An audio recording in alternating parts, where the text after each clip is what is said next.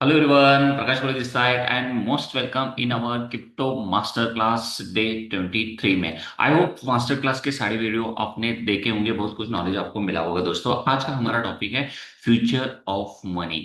तो पैसे का एक नया फ्यूचर जानने से पहले ना एक एक मनी का जो पास्ट है उसके बारे में थोड़ा हम जानकारी ले लेते हैं। दोस्तों सबसे पहले जो पैसे की शुरुआत क्यों हुआ, वर्ल्ड को इसकी नीड क्यों पड़ी। सबसे पहला जो मनी का इवोल्यूशन हुआ था दोस्तों बार्टर सिस्टम से।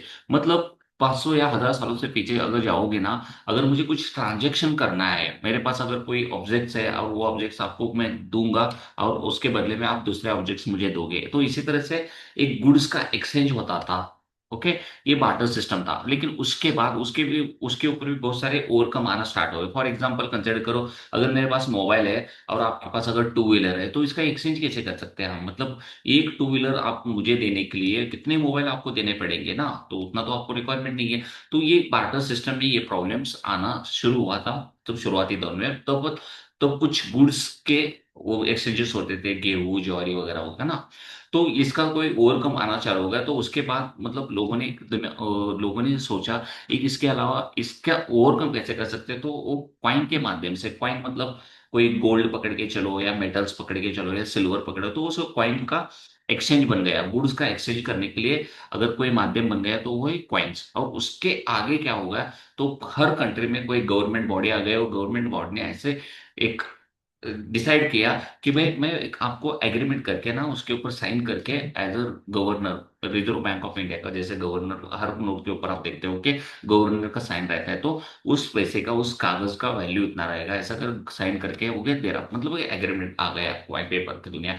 और उसके बाद अभी तो फिलहाल आप देख सकते हो, जब भी हमारी इंडिया की अगर बात किया जाए 2014 से लेकर अभी तक ज्यादा से ज्यादा लोग ऑनलाइन ट्रांजेक्शन कर रहे हैं। फोन पे, गूगल पे, पेटीएम जैसे बहुत सारे यूपीआई के माध्यम से ऑनलाइन पेमेंट कर रहे हैं। तो ऐसे इसी तरह से पैसे की शुरुआत हो गई पूरी वर्ल्ड में। लेकिन इसके आगे क्या हो सकता है दोस्तों, क्रिप्टो करेंसी अभी रिप्रेजेंट करेगा एक नेक्स्ट स्टेज को। मतलब अभी जो हम फोन पे, गूगल पे वगैरह यूज कर रहे हैं ना, उसके आगे क्या होने वाला है, तो बिटकॉइन उसकी जगह ले सकता है। Evolution of money. तो यहाँ यही पैसे की एक नेक्स्ट अगर कोई जनरेशन रहेगा तो वो क्रिप्टो करेंसी की दुनिया ही रहेगा दोस्तों। ओके, तो फ्यूचर ऑफ मनी में बी डिसेंट्रलाइज्ड एंड बॉर्डरलेस। सबसे खास बात है आने वाला जो फ्यूचर होने वाला, आने वाला जो पैसे का जो फ्यूचर है ना दोस्तों, वो पूरा डिसेंट्रलाइज होने वाला है। मतलब कोई सेंट्रल बॉडी उसको ऑथोराइज नहीं कर पाएगा। और उसी के साथ साथ दोस्तों बॉर्डरलेस में इंडिया में बैठ के दुनिया के हर कोने में पेमेंट कर सकता हूं।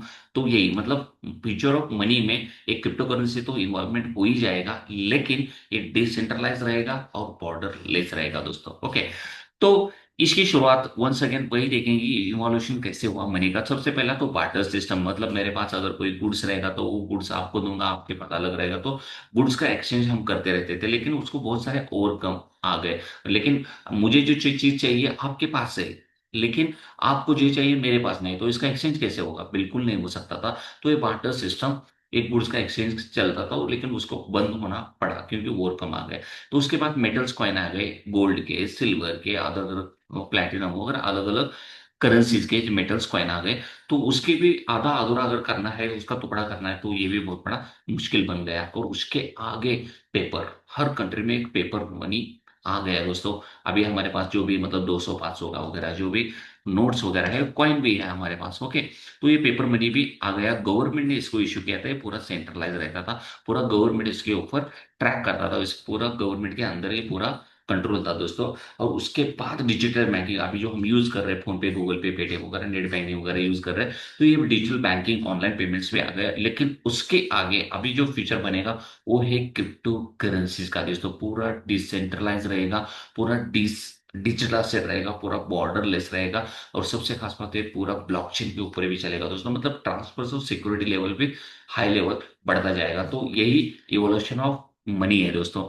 अब देखेंगे क्रिप्टो, इसका पार्ट कैसे बन सकता है इस फ्यूचर में, इवोल्यूशन ऑफ मनी में ये क्रिप्टो कैसे एक फ्यूचर में पार्ट बन सकता है दोस्तों। क्यों क्रिप्टो को चुना गया है, क्योंकि क्रिप्टो के पास वो सारे कैरेक्टरिस्टिक है, वो अभी मतलब उसको फुलफिल कर सकते हैं पूरे हमारे इवोल्यूशन ऑफ मनी को। तो सबसे पहला है बॉर्डरलेस, मतलब इंडिया में बैठ के मैं दुनिया के किसी भी कोने में पेमेंट इजिली कर सकता हूँ, कोई बैंक की मिडल मैन की बिल्कुल मुझे जरूरत नहीं है दोस्तों। उसी के साथ साथ लिमिटेड सप्लाई, इतना जबरदस्त सप्लाई लिमिटेड होने की वजह से डिमांड बढ़ेगा, स्कार्सिटी लेवल बढ़ेगी, तो इसी के साथ साथ उसका प्राइस भी 101% बढ़ेगा। लेकिन सबसे इंपॉर्टेंट दोस्तों, जो इन्फ्लेशन, जो महंगाई नाम की जो चीज है ना, उसको हेज कर पाएगा, उसको कांस्टेंट कर पाएगा दोस्तों। उसको मतलब अभी तक देख रहे हैं तो बचपन से लेकर आज तक पिछले 10-30 सालों से अगर हिस्ट्री निकाल के देखोगे तो दिन का दिन ये इन्फ्लेशन बढ़ता ही जा रहा है। लेकिन ये जो है क्रिप्टो, ये पूरा इन्फ्लेशन को हेज कर सकता है, इन्फ्लेशन बिल्कुल नहीं बढ़ सकता दोस्तों। और सबसे खास बात डिसेंट्रलाइज दोस्तों, कोई सिंगल अथॉरिटी इसको कंट्रोल नहीं कर पाएगी, पूरा कंट्रोल आपके हाथ में रहेगा। और उसी के साथ साथ पूरा ट्रांसपेरेंट, क्योंकि ये पूरा रिकॉर्ड हो जाता है ब्लॉकचेन के ऊपर, इसलिए इसका सिक्योरिटी लेवल और ट्रांसपेरेंसी लेवल बढ़ जाता है दोस्तों एवरी ट्रांजेक्शन का। तो इसीलिए इवोल्यूशन ऑफ मनी में आगे अगर कोई चीज आ सकता है, उसका जगह ले सकता है, तो उससे सिर्फ क्रिप्टो ही है। तो यही चार उसके कुछ फीचर्स होने के वजह से है दोस्तों। अब देखेंगे रोल ऑफ सीबीडीसी का। अब गवर्नमेंट ने क्या देखो, देखो गवर्नमेंट ने ये देखा कि देखो क्रिप्टो को तो हम मतलब रिप्लेस नहीं कर पाएंगे, क्रिप्टो को तो एज इट इज हम एक्सेप्ट तो नहीं कर पाएंगे, लेकिन उसको अल्टरनेटिव हम क्या कर सकते हैं, एक सेंट्रलाइज्ड, मतलब फिर से एक सेंट्रलाइज्ड मतलब सेंट्रल बैंक डिजिटल करेंसी को लॉन्च कर देंगे। ओके, एक गवर्नमेंट ही इसका इन्वॉल्वमेंट रहेगा टोटली। ओके, और उसी के साथ साथ दोस्तों फॉर एग्जांपल देखेंगे, अगर डिजिटल यूआन रहने दो या उसी के साथ साथ डिजिटल ई रूपी रहने दो, हमारा इंडियन गवर्नमेंट में भी आएगी लेटेस्ट ही फिलहाल ई डिजिटल रूपी का अनाउंसमेंट किया है, बहुत जल्दी है हमारे पास। विदाउट मतलब ऑफलाइन एप्लीकेशन ऐसा आ गया जाएगा सेंट्रल गवर्नमेंट का, वहां से हम पूरा पेमेंट सिस्टम कर सकते हैं दोस्तों, ऑनलाइन ही पेमेंट कर सकते हैं। ओके, लेकिन पूरा सेंट्रल का अथॉरिटीज के ऊपर रहेगा कोई ना कोई। और उसी के साथ साथ दोस्तों इसी की वजह से अगर सीबीडीसी आ गया तो उसका रोल सबसे इंपॉर्टेंट फायदा क्या होने वाला है दोस्तों, पेमेंट्स बहुत फास्ट हो जाएंगे। ओके, आज लेकिन सेंट्रल गवर्नमेंट के अंडर ही ये काम सब कुछ चलेगा दोस्तों। और उसी के साथ साथ में कोएग्जिस्टिव तक क्रिप्टो क्रिप्टो करेंसी के साथ साथ ये सीबीडीसी भी चलेगा, मतलब ये दोनों अलग अलग चीजें हैं, लेकिन दोनों एक साथ चल सकते हैं दोस्तों। सीबीडीसी ये सेंट्रलाइज ही रहेगा, लेकिन क्या जो भी मतलब डिसेंट्रलाइज के जो फीचर्स है, जो फास्ट रहने दो, चीप रहने दो, वो सब कुछ वो फॉलो कर सकता है, लेकिन सेंट्रलाइज रह सकता है। और हमारा जो इवोल्यूशन ऑफ मनी में जो बिटकॉइन रहेगा तो वो पूरा डिसेंट्रलाइज ही रहेगा दोस्तों। ओके, तो यही कुछ रोल है हमारा सेंट्रल बैंक डिजिटल करेंसी का दोस्तों।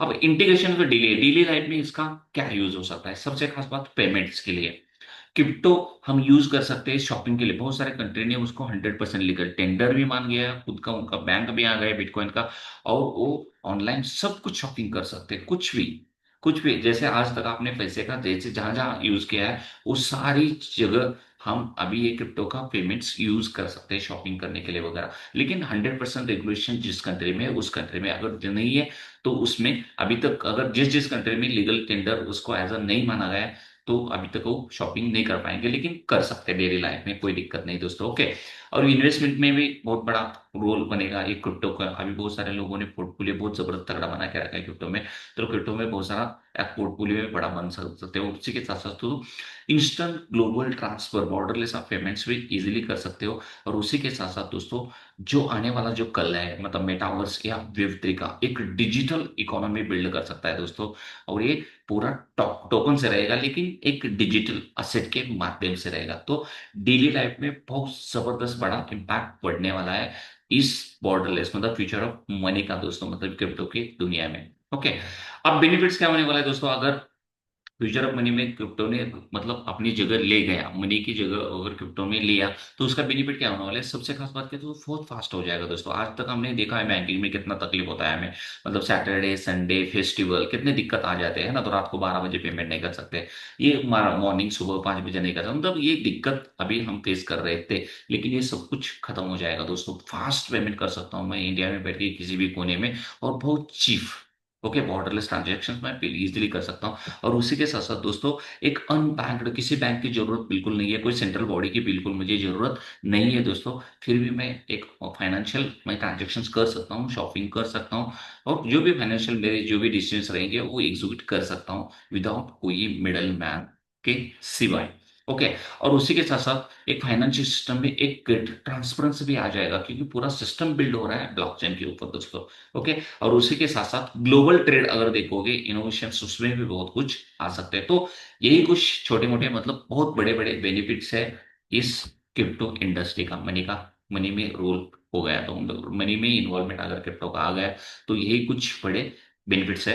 अब चैलेंजेस को, अगर जितना बेनिफिट्स है उसका चैलेंजेस भी बन सकते हैं दोस्तों। सबसे पहला चैलेंजेस, सबसे खास मतलब अभी पिछले 17 सालों से क्रिप्टो करेंसी उसको फेस कर रहा है, वो है एक रेगुलेटरी अनसर्टेनिटी वर्ल्ड है। मतलब कुछ कंट्री उसको 100% लीगल कर रही है, कुछ 100% लीगल नहीं कर रहे हैं, टोटली बैन किए हैं। और कुछ कंट्रीज है पूरा 50-50%।